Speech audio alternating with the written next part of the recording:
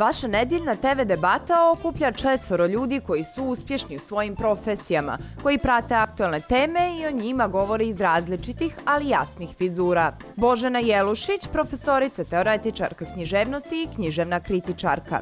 Ne odbacivati sopstvene nacije, sopstvenog nasljeđa, ni ono što je loše, ni ono što je dobro.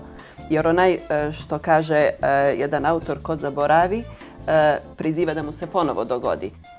Sandra Kolaković, rukometni trener, bivša rukometašica, osvajač Lige šampiona.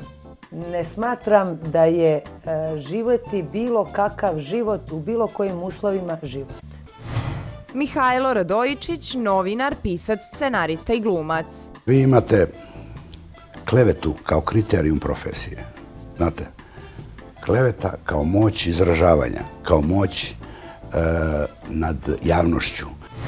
I Ksenija Popović, domaćin emisije.